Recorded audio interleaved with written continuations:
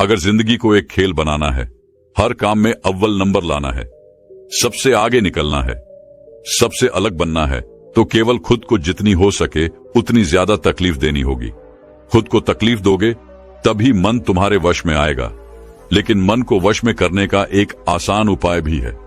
वह उपाय कौन सा है, वही हम आज के इस वीडियो में एक रहस्यमय कहानी के माध्यम से जानेंगे। तो चलिए शुरुआत करते हैं। दुकानदार नरेंद्र और चोर निशांत की कहानी। भारत के एक हलचल भरे बाजार वाले शहर में नरेंद्र नाम का एक दुकानदार रहता था।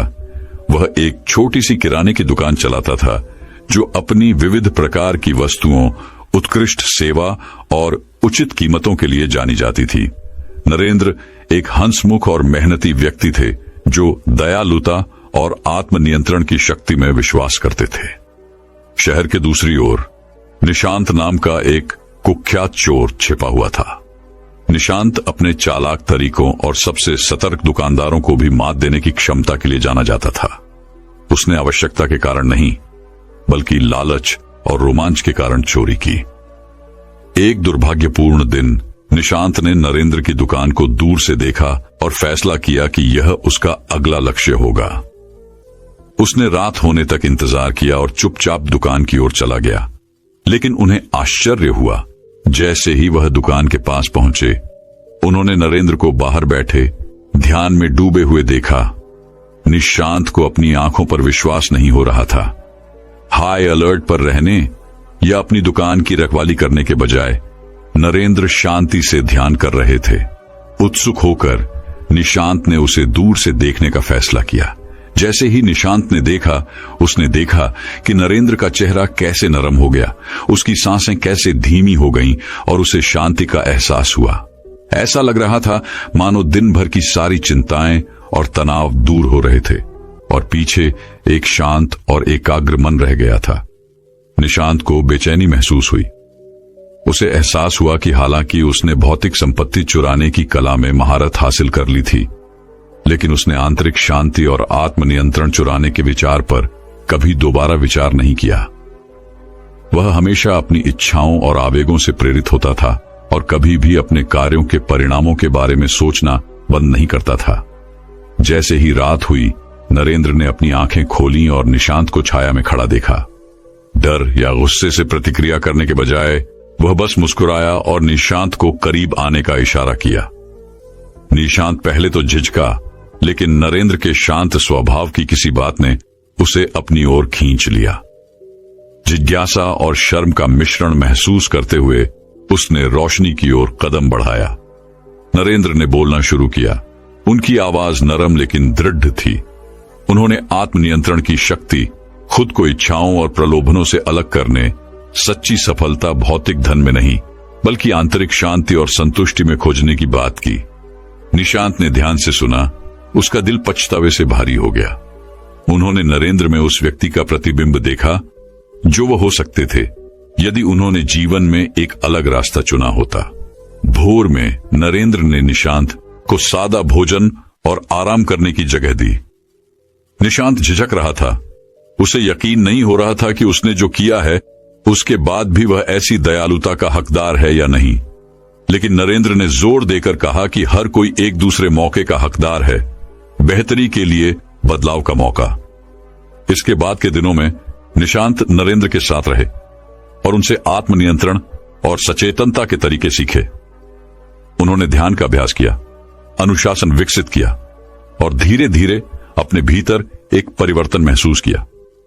महीने बीत गए और एक दिन निशांत ने एक चौंकाने वाली घोषणा की।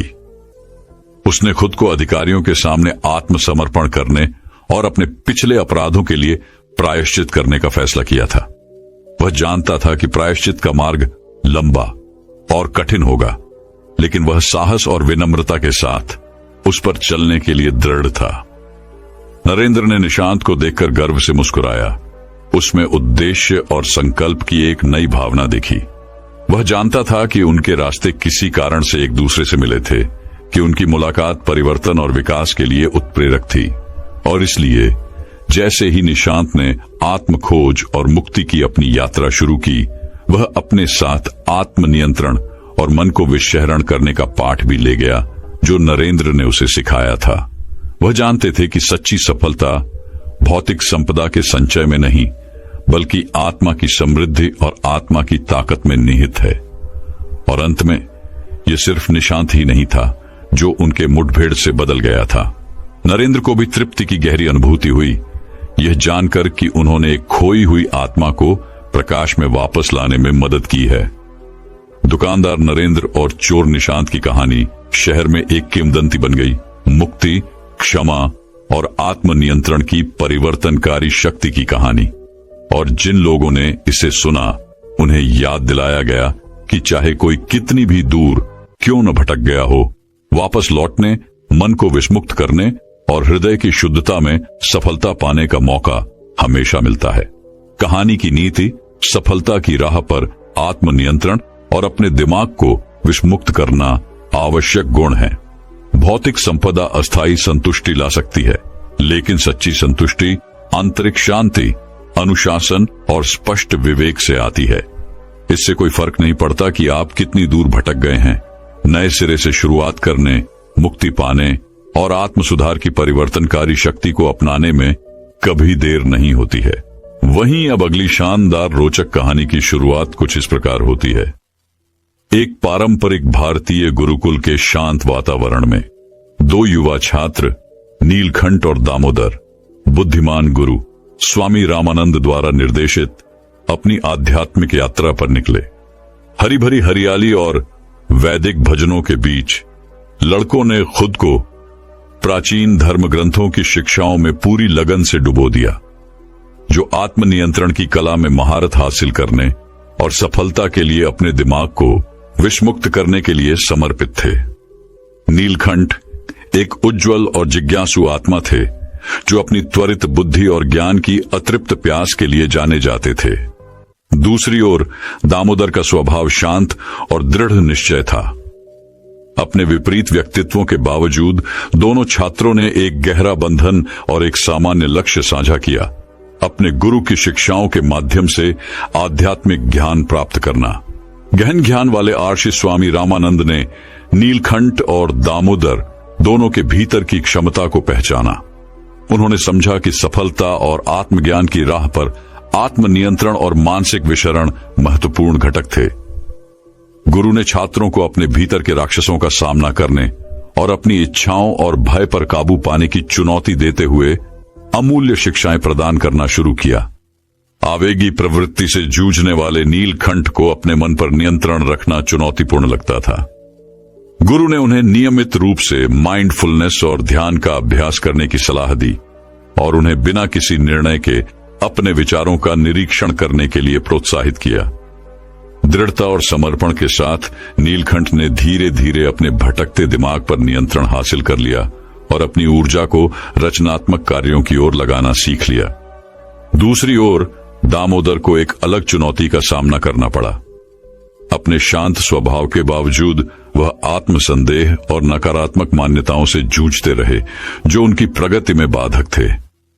स्वामी रामानंद ने उन्हें आत्मपुष्टि और सकारात्मक दृश्यता का अभ्यास सिखाया, जिससे उन्हें अपनी सीमित मान्यताओं को सशक्त बनाने वाली मान्यताओं से बदलने का मार्गदर्शन मिला। लगातार अभ्यास के माध्यम से दामोदर ने लचीलेपन और आशावाद की मानसिकता विकसित करते हुए अपने दिमाग को फिर से व्यवस्थित करना शुरू कर दिया। जैसे जैसे महीने साल में बदलते गए, नीलकंठ और दामोदर अपने गुरु के मार्गदर्शन में बदल गए। उनके दिमाग स्पष्ट और केंद्रित हो गए, विकर्षणों और नकारात्मकता से बेदाग। उन्होंने आंतरिक शांति और शक्ति की आभा बिखेरते हुए आत्मनियंत्रण और मानसिक विषहरण का सार अपनाया। एक दिन एक पूज्य संत छात्रों को अपना आशीर्वाद देने के लिए गुरुकुल में आए। नीलकंठ और दामोदर को देखकर वह उनकी शांति और ज्ञान की आभा से प्रभावित हुए। वह लड़कों के पास गया और उनसे उनके परिवर्तन के रहस्य के बारे में पूछा। नीलकंठ ने आंखों में चमक के साथ उत्तर दिया, आत्मनियंत्रण और मानसिक विषहरण केवल अभ्यास नहीं, बल्कि जीवन जीने का एक तरीका है। अपने मन पर विजय प्राप्त करके हमने सफलता और आंतरिक शांति की कुंजी खोल ली है। दामोदर ने कहा, यह हमारे विचारों और भावनाओं की शुद्धि के माध्यम से है कि हम अपने जीवन में महानता प्रकट करने का मार्ग प्रशस्त करते हैं। युवा छात्रों के गहन ज्ञान से प्रभावित होकर संत ने सहमति में सिर हिलाया। उन्होंने उन्हें आशीर्वाद दिया, ये जानते हुए कि वे महानता के लिए किस्मत में हैं और अनगिनत आत्माओं को उनकी आध्यात्मिक यात्रा के लिए प्रेरित करेंगे। जैसे ही नीलकंठ और दामोदर ने आत्मज्ञान की ओर अपना मार्ग जारी रखा, वे अपने साथ आत्मनियंत्रण और मानसिक विषहरण के अमूल्य सबक भी ले गए। उनकी यात्रा उन सभी के लिए आशा की किरण के रूप में काम करती है जो सफलता और परिवर्तन चाहते हैं। उन्हें याद दिलाते हैं कि सच्ची महारत मन की सीमा के भीतर शुरू होती है। अराजकता और विकर्षणों से भरी दुनिया में नीलकंठ और दामोदर की कहानी आत्म अनुशासन और मानसिक स्पष्टता की शक्ति के प्रमाण के रूप में खड़ी है। आत्म सुधार के प्रति अपनी अटूट प्रतिबद्धता के माध्यम से उन्होंने न केवल सफलता हासिल की, बल्कि उनके रास्ते में आने वाले सभी लोगों के दिलों को भी छुआ। और इसलिए गुरुकुल के दो छात्रों नीलकंठ और दामोदर की विरासत समय के इतिहास में गूंजती रही, जिससे पीढ़ियों को अपनी पूरी क्षमता को अनलॉक करने और अपने सपनों को साकार करने की कुंजी के रूप में आत्मनियंत्रण और मानसिक विषहरण को अपनाने के लिए प्रेरित किया गया। वहीं अब अगली शानदार रोचक कहानी की शुरुआत कुछ इस प्रकार होती है। राजा रवि और रानी इंदिरा की कहानी। आत्मनियंत्रण में महारत हासिल करना। अरावली की भूमि में रवि नाम का एक बुद्धिमान और महान राजा और उनकी समान रूप से बुद्धिमान और दयालु रानी इंदिरा रहते थे। अरावली राज्य अपनी समृद्धि, सद्भाव और सुंदरता के लिए दूर दूर तक जाना जाता था, जिसका श्रेय राजा रवि और रानी इंदिरा के अनुकरणीय नेतृत्व को जाता था। हालांकि जो चीज उन्हें वास्तव में अलग करती थी वह थी आत्मनियंत्रण के प्रति उनकी अटूट प्रतिबद्धता और सफलता के लिए मन को विषमुक्त करने की कला। राजा रवि सबसे चुनौतीपूर्ण परिस्थितियों का सामना करने में भी अपने आत्म अनुशासन और संयमित आचरण के लिए प्रसिद्ध थे। उनका दृढ़ विश्वास था कि अपने विचारों और भावनाओं को नियंत्रित करने की क्षमता महानता प्राप्त करने की कुंजी है। दूसरी ओर रानी इंदिरा अपने सहानुभूतिपूर्ण स्वभाव और गहन ज्ञान के लिए जानी जाती थी। साथ में वे एक दुर्जेय टीम थे जो अपनी प्रजा को जीवन के हर पहलू में उत्कृष्टता के लिए प्रयास करने के लिए प्रेरित करते थे। एक दिन एक पड़ोसी राज्य ने अपने धन को जीतने और अपने क्षेत्र का विस्तार करने के लिए अरावली पर युद्ध की घोषणा की। राजा रवि और रानी इंदिरा जानते थे कि उन्हें अपने राज्य की रक्षा के लिए तेजी से और निर्णायक रूप से कार्य करना होगा। हालांकि खतरे पर आवेगपूर्ण प्रतिक्रिया करने के बजाय उन्होंने एक रणनीतिक योजना तैयार करने के लिए आत्मनियंत्रण और मन की स्पष्टता की शक्ति को नियोजित करने का निर्णय लिया। वे अपने ध्यान कक्ष में चले गए, जहां उन्होंने गहरी सांस लेने के व्यायाम का अभ्यास किया और अपने मन को हाथ में लिए गए कार्य पर केंद्रित किया। सचेतनता और आत्मनिरीक्षण के माध्यम से वे भय और अनिश्चितता के शोर को शांत करने में सक्षम थे, जिसने उनके निर्णय को खतरे में डाल दिया था। ऐसा करने पर उन्होंने आंतरिक शक्ति और ज्ञान के भंडार को खोल दिया, जिसने उन्हें एक शानदार रक्षा रणनीति तैयार करने के लिए निर्देशित किया। जैसे ही दुश्मन सेना करीब आई, राजा रवि और रानी इंदिरा अपनी सेना में सबसे आगे खड़े हो गए, शांति और आत्मविश्वास की भावना दिखाते हुए, जिसने उनके सैनिकों को वीरता और दृढ़ संकल्प के साथ लड़ने के लिए प्रेरित किया। युद्ध की भीषणता के बावजूद वे अपने संकल्प पर दृढ़ रहे, कभी क्रोध या निराशा के आगे नहीं झुके। उनका अटूट आत्मनियंत्रण और मानसिक दृढ़ता अरावली की जीत सुनिश्चित करने में निर्णायक साबित हुई। युद्ध के बाद जब राज्य ने अपनी जीत का जश्न मनाया, राजा रवि और रानी इंदिरा ने अपनी प्रजा को इकट्ठा किया और जो अमूल्य सबक उन्होंने सीखा था उसे साझा किया। सफलता के लिए आत्मनियंत्रण में महारत हासिल करने और दिमाग को विषमुक्त करने का महत्व। उन्होंने समझाया कि सच्ची महानता बाहरी विजय से नहीं, बल्कि किसी के आंतरिक स्व पर प्रभुत्व से उत्पन्न होती है। अरावली के लोगों ने ध्यान से सुना। उन्हें एहसास हुआ कि आत्मनियंत्रण उनकी पूरी क्षमता को उजागर करने और अपने सपनों को प्राप्त करने की कुंजी है। अपने प्रिय राजा और रानी द्वारा स्थापित उदाहरण से प्रेरित होकर वे एक उज्जवल भविष्य का मार्ग प्रशस्त करने के लिए अपने मन और हृदय को शुद्ध करते हुए आत्मखोज और परिवर्तन की यात्रा पर निकल पड़े। और इसलिए राजा रवि और रानी इंदिरा की विरासत आने वाली पीढ़ियों तक कायम रही, जिसने उनकी कहानी सुनने वाले सभी को याद दिलाया कि सच्ची शक्ति तलवार में नहीं बल्कि किसी के अपने विचारों और भावनाओं पर कब्जा करने में निहित है। अरावली राज्य में आत्मनियंत्रण और मानसिक विषहरण की खोज सफलता की आधारशिला बन गई, जिससे आने वाले वर्षों में लोगों को समृद्धि और सद्भाव की ओर मार्गदर्शन मिला। कहानी का सार। सच्ची सफलता का मार्ग आत्मनियंत्रण में महारत हासिल करने और मन को नकारात्मक प्रभावों से मुक्त करने में निहित है। आंतरिक शक्ति और स्पष्टता विकसित करके कोई भी व्यक्ति किसी भी बाधा को पार कर सकता है और जीवन के सभी पहलुओं में महानता हासिल कर सकता है। वहीं अब अगली शानदार रोचक कहानी की शुरुआत कुछ इस प्रकार होती है। रामू, श्यामू और निशा की कहानी। सफलता के लिए आत्मनियंत्रण और अपने दिमाग को डिटॉक्स करें। भारत के एक छोटे से गांव में रामू, श्यामू और निशा नाम के 3 दोस्त रहते थे। रामू अपनी बुद्धिमत्ता और बुद्धि के लिए, श्यामू अपनी ताकत और दृढ़ संकल्प के लिए और निशा अपनी दयालुता और रचनात्मकता के लिए जाने जाते थे। अपने अलग अलग गुणों के बावजूद तीनों का एक ही लक्ष्य था, अपने जीवन में सफलता प्राप्त करना। एक दिन जब वे एक बरगद के पेड़ के नीचे आराम कर रहे थे, अपने सपनों और आकांक्षाओं पर चर्चा कर रहे थे, एक बुद्धिमान वृद्ध आर्षि उनके पास आए। उन्होंने तीनों दोस्तों की ओर देखा और कहा, सफलता प्राप्त करने के लिए आपको पहले आत्मनियंत्रण की कला सीखनी होगी और अपने दिमाग को नकारात्मकता से मुक्त करना होगा। उनके शब्दों से प्रभावित होकर रामू, श्यामू और निशा ने उनका मार्गदर्शन लेने का फैसला किया। आर्षि उन्हें एक शांत जंगल में ले गए, जहां उन्होंने आत्मनियंत्रण के महत्व और सफलता की दिशा में किसी की यात्रा पर नकारात्मक विचारों के प्रभाव के बारे में समझाया। फिर उन्होंने उनमें से प्रत्येक को उनकी आत्मनियंत्रण क्षमताओं का परीक्षण करने के लिए एक अनूठा कार्य दिया। रामू को 1 महीने तक गपशप और नकारात्मक बातों में लिप्त रहने के प्रलोभन से बचने का काम सौंपा गया था। श्यामू को चुनौती दी गई कि चाहे परिस्थिति कैसी भी हो, उसे क्रोधित होने या अपना आपा खोने से बचना चाहिए।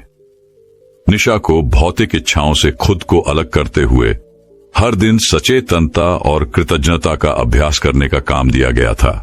जैसे जैसे दिन बीतते गए, रामू के लिए गपशप करने की अपनी इच्छा को नियंत्रित करना कठिन होता गया, खासकर जब उसने दूसरों के बारे में दिलचस्प अफवाहें सुनी। चुनौतीपूर्ण परिस्थितियों का सामना करने पर श्यामू को खुद को शांत रखने के लिए संघर्ष करना पड़ा, जिसने उसके धैर्य की परीक्षा ली। निशा के लिए खुद को भौतिक संपत्ति और इच्छाओं से अलग करना कठिन था, क्योंकि वे उसकी पहचान का एक महत्वपूर्ण हिस्सा थे। चुनौतियों के बावजूद तीनों दोस्तों ने आत्मनियंत्रण और अपने दिमाग को डिटॉक्स करने की यात्रा में एक दूसरे का समर्थन किया। उन्होंने एक दूसरे को आर्षि के ज्ञान की याद दिलाई और एक दूसरे को अपने लक्ष्यों के प्रति सच्चे रहने के लिए प्रोत्साहित किया। जैसे ही महीना समाप्त हुआ, बुद्धिमान आर्षि फिर उनसे मिलने आए। उन्होंने आंखों में चमक के साथ रामू, श्यामू और निशा की ओर देखा और कहा, आप सभी ने आत्मनियंत्रण में महारत हासिल करने और अपने दिमाग को डिटॉक्स करने में उल्लेखनीय प्रगति दिखाई है। आपने सीखा है कि सफलता केवल बाहरी उपलब्धियों के बारे में नहीं है, बल्कि आंतरिक उपलब्धियों के बारे में भी है। शांति और सामंजस्य, स्पष्टता और उद्देश्य की एक नई भावना के साथ रामू, श्यामू और निशा अपने गांव लौट आए। उन्होंने जो सबक सीखा था उसे अपने दैनिक जीवन में लागू किया और जल्द ही सकारात्मक बदलाव होते देखना शुरू कर दिया। रामू अपनी सत्यनिष्ठा और ईमानदारी के लिए जाने गए, जिससे उनके आसपास के लोगों का सम्मान अर्जित हुआ। श्यामू के शांत आचरण और धैर्य ने उसे अनुग्रह और लचीलेपन के साथ बाधाओं पर काबू पाने में मदद की। निशा का ध्यान जागरूकता और कृतज्ञता पर केंद्रित होने से उसे संतुष्टि और तृप्ति की भावना मिली, जिसे उसने पहले कभी अनुभव नहीं किया था। जैसे जैसे समय बीतता गया, तीनों दोस्तों ने अपने अपने क्षेत्र में बड़ी सफलता हासिल की, न केवल अपनी प्रतिभा के कारण बल्कि अपने अटूट आत्मनियंत्रण और सकारात्मक मानसिकता के कारण। वे समझ गए थे कि सच्ची सफलता दुनिया को जीतने से पहले खुद पर काबू पाने में है। इस कहानी का उपदेश यह है कि आत्मनियंत्रण और अपने मन को नकारात्मकता से मुक्त करना सफलता प्राप्त करने के लिए आवश्यक तत्व है। आंतरिक शांति और सद्भाव पैदा करके कोई भी किसी भी चुनौती पर काबू पा सकता है और अपनी पूरी क्षमता का एहसास कर सकता है। रामू, श्यामू और निशा की तरह हम भी अपने विचारों और भावनाओं पर नियंत्रण करके सफलता की ओर यात्रा शुरू कर सकते हैं, जिससे हम पूर्णता और प्रचुरता का जीवन जी सकते हैं। वहीं अब अगली शानदार रोचक कहानी की शुरुआत कुछ इस प्रकार होती है। आत्मनियंत्रण में भिक्षु का पाठ। हरी भरी पहाड़ियों के बीच बसे एक छोटे से भारतीय गांव में रवि नाम का एक बुद्धिमान बूढ़ा साधु रहता था। गांव के लोग उनकी बुद्धिमत्ता और शांतिपूर्ण जीवन शैली के लिए उनका सम्मान करते थे।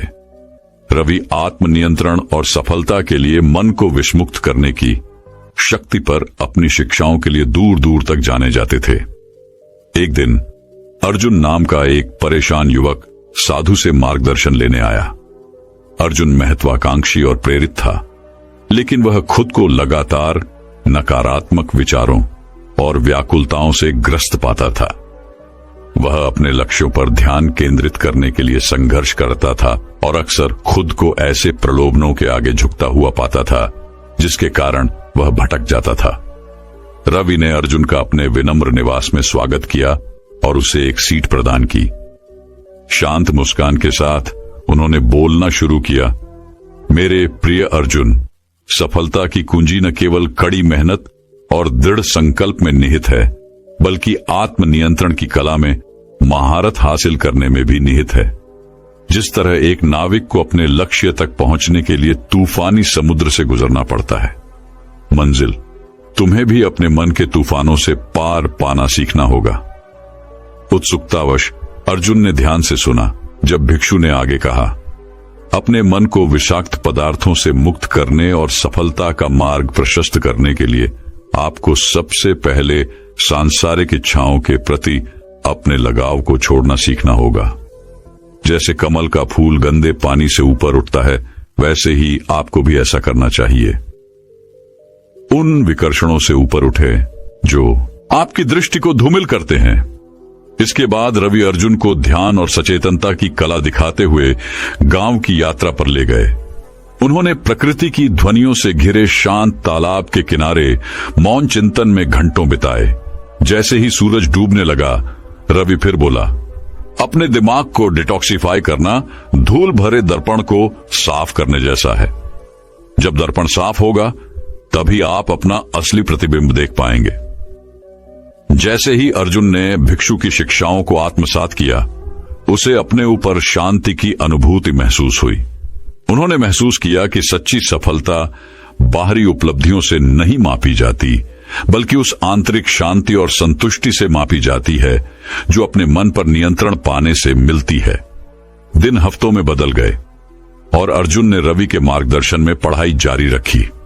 उन्होंने प्रतिदिन ध्यान का अभ्यास किया और अपने विचारों और भावनाओं को नियंत्रित करना सीखा। धीरे धीरे लेकिन निश्चित रूप से उसे स्पष्टता और उद्देश्य की भावना महसूस होने लगी, जो उसे इतने लंबे समय तक नहीं मिली थी।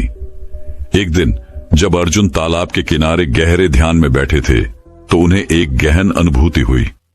वह समझ गया कि आत्मनियंत्रण इच्छाओं को दबाने के बारे में नहीं है, बल्कि उन्हें पार करने के बारे में है। बादलों के ऊपर उड़ते एक पक्षी की तरह उसने महसूस किया कि उसकी आत्मा उसके मन की सीमाओं से ऊपर उठ गई है। नई स्पष्टता और दृढ़ संकल्प के साथ अर्जुन अपने लक्ष्यों को प्राप्त करने के लिए निकल पड़ा। उन्होंने अपनी सारी ऊर्जा अपने चुने हुए रास्ते पर केंद्रित करते हुए लगन से काम किया, और जैसे जैसे वह चुनौतियों और असफलताओं से जूझता रहा, वह आत्मनियंत्रण और मन को विषमुक्त करने की भिक्षु की शिक्षाओं को अपने साथ ले गया। साल बीतते गए और अर्जुन गांव समुदाय का एक सफल और सम्मानित सदस्य बन गया। उनकी बाहरी उपलब्धियां उनके आंतरिक परिवर्तन को दर्शाती है। लोग न केवल उनकी उपलब्धियों के लिए बल्कि उनके भीतर से झलकने वाली शांति और ज्ञान के लिए भी उनकी ओर देखते थे। अपने बुढ़ापे में अर्जुन उस बुद्धिमान भिक्षु रवि से मिलने के लिए लौटे जिन्होंने उन्हें आत्मनिपुणता के मार्ग पर स्थापित किया था। आंखों में कृतज्ञता के आंसू लेकर वह साधु के सामने झुक गया और बोला, धन्यवाद प्रिय रवि, मुझे आत्मनियंत्रण का अमूल्य पाठ सिखाने के लिए। यह मेरी सफलता की यात्रा का मार्गदर्शक रहा है। और जैसे ही सूरज पहाड़ियों के पीछे डूब गया, गांव पर सुनहरी चमक बिखेरते हुए रवि जानबूझकर मुस्कुराया। वह जानता था कि अर्जुन ने सबसे महत्वपूर्ण सबक सीख लिया है कि सच्ची सफलता खुद पर महारत हासिल करने से शुरू होती है। कहानी की नीति आत्मनियंत्रण और मन को विषमुक्त करना सच्ची सफलता और आंतरिक शांति को खोलने की कुंजी है। जिस तरह कमल गंदे पानी से ऊपर उठता है, उसी तरह हमें अपनी पूरी क्षमता हासिल करने के लिए मन के भटकाव से ऊपर उठना चाहिए। वहीं अब अगली शानदार रोचक कहानी की शुरुआत कुछ इस प्रकार होती है। आत्मनियंत्रण और माइंड डिटॉक्स की शक्ति। मुंबई के हलचल भरे शहर में प्रिया, आरोही और काव्या नाम की 3 महत्वाकांक्षी युवा लड़कियां अपने बचपन के दोस्त रोहन नाम के एक लड़के के साथ रहती थीं। उन चारों के बीच गहरा रिश्ता था और उनका एक ही सपना था, अपने अपने क्षेत्र में सफलता हासिल करना और दुनिया पर सकारात्मक प्रभाव डालना। हालांकि जैसे ही वे अपने लक्ष्य की ओर यात्रा पर निकले, उन्हें कई बाधाओं का सामना करना पड़ा, जिन्होंने उनके संकल्प और आत्मनियंत्रण की परीक्षा ली। प्रिया, एक उभरती हुई उद्यमी, अक्सर खुद को अपना स्टार्टअप चलाने की मांगों से अभिभूत पाती थी। आरोही, एक प्रतिभाशाली कलाकार, आत्मसंदेह और अपने क्षेत्र में दूसरों से तुलना से जूझती रही। काव्या, एक समर्पित सामाजिक कार्यकर्ता को जरूरतमंद लोगों की अथक मदद करने के कारण जलन का सामना करना पड़ा। रोहन, एक होनहार युवा वैज्ञानिक, अपने शोध में विकर्षणों और आत्म अनुशासन के मुद्दों से जूझता रहा। एक दिन 4 दोस्त मुंबई के बाहरी इलाके में एक शांत पार्क में पिकनिक के लिए इकट्ठे हुए। जैसे ही उन्होंने धूप का आनंद लिया और एक दूसरे की कंपनी का आनंद लिया, उन्होंने अपने संघर्षों के बारे में खुलकर बात की और अपने डर और निराशाओं को साझा किया। तभी वहां से गुजर रहे एक बुजुर्ग आर्शी ने उनकी बातचीत सुनी और उनके पास आए। अपनी बुद्धिमत्ता और अंतर्दृष्टि के लिए जाने जाने वाले आर्शी ने युवा मित्रों को उनकी चुनौतियों से उबरने और सफलता हासिल करने में मदद करने की पेशकश की। उन्होंने खुलासा किया कि उनकी पूरी क्षमता को अनलॉक करने की कुंजी आत्मनियंत्रण की कला में महारत हासिल करने और उनके दिमाग को नकारात्मक विचारों और विकर्षणों से मुक्त करने में निहित है। अगले सप्ताहों के दौरान आर्शी ने प्रिया, आरोही, काव्या और रोहन को सलाह दी और उन्हें आत्मनियंत्रण बढ़ाने और अपने दिमाग को साफ करने के लिए मूल्यवान सबक और तकनीकें प्रदान की। प्रिया ने अभिभूत महसूस करने से बचने के लिए कार्यों को प्राथमिकता देना, जिम्मेदारियां सौंपना और सीमाएं निर्धारित करना सीखा। आरोही ने अपने भीतर के आलोचक को चुप कराने और अपनी रचनात्मक प्रतिभा को उजागर करने के लिए सचेतनता और आत्मकरुणा का अभ्यास किया।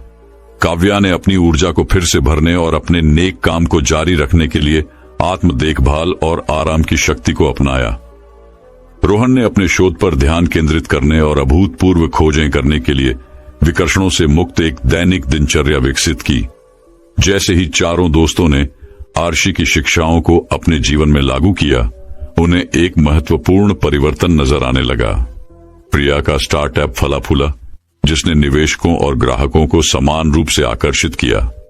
आरोही की कलाकृति को मान्यता और प्रशंसा मिली, जिससे गैलरी, प्रदर्शनियों और प्रसिद्ध कलाकारों के साथ सहयोग को बढ़ावा मिला। समुदाय में काव्या का प्रभाव तेजी से बढ़ा, जिससे कई लोगों के जीवन में सकारात्मक बदलाव आया। रोहन की वैज्ञानिक सफलताओं ने अंतर्राष्ट्रीय स्तर पर प्रशंसा हासिल की, जिससे वह अपने क्षेत्र में सबसे आगे निकल गए। आत्म खोज और व्यक्तिगत विकास की अपनी यात्रा के माध्यम से प्रिया, आरोही, काव्या और रोहन ने सीखा कि सफलता केवल बाहरी उपलब्धियों के बारे में नहीं है, बल्कि आंतरिक शांति, मन की स्पष्टता और आत्मनियंत्रण की महारत के बारे में भी है। उन्होंने महसूस किया कि अपने दिमाग को नकारात्मकता से मुक्त करके और आत्म अनुशासन विकसित करके वे किसी भी बाधा को पार कर सकते हैं और अपने सबसे बड़े सपनों को हासिल कर सकते हैं। अंत में चारों दोस्त एक साथ खड़े हुए, पहले से कहीं अधिक मजबूत और बुद्धिमान, सफलता की ओर अपनी साझा यात्रा में एकजुट हुए। और जब उन्होंने पीछे मुड़कर देखा कि वे कितनी दूर आ गए हैं, तो उन्हें पता चला कि आत्मनियंत्रण और दिमागी डिटॉक्स की शक्ति उनके उल्लेखनीय परिवर्तन के लिए उत्प्रेरक रही है। कहानी का सार: सफलता केवल बाहरी लक्ष्यों को प्राप्त करने के बारे में नहीं है, बल्कि अपने दिमाग पर काबू पाने, आत्मनियंत्रण का अभ्यास करने और आंतरिक शांति पैदा करने के बारे में भी है। जब आप अपने दिमाग को नकारात्मक विचारों और विकर्षणों से मुक्त करते हैं, तो आप अपनी पूरी क्षमता का उपयोग करते हैं और असाधारण सफलता का मार्ग प्रशस्त करते हैं। दोस्तों, मैं उम्मीद करता हूं कि यह कहानी सुनने से आपके जीवन में अच्छे बदलाव आए होंगे। आपको इस वीडियो से क्या सीखने मिला, ये कमेंट करके जरूर बताएं और अपने परिवार, दोस्तों या आपके करीबी इंसान के साथ ये कहानी शेयर करके उन्हें भी इस ज्ञान से परिचित करवाएं। बाकी अगर आपको ये वीडियो दिल से अच्छी लगी हो, तभी इस वीडियो को लाइक कर देना, और आपने अब तक इस चैनल को सब्सक्राइब न किया हो तो चैनल को सब्सक्राइब भी जरूर कर देना। आपका हर दिन शुभ हो और खुशियों से आपका जीवन भरा रहे।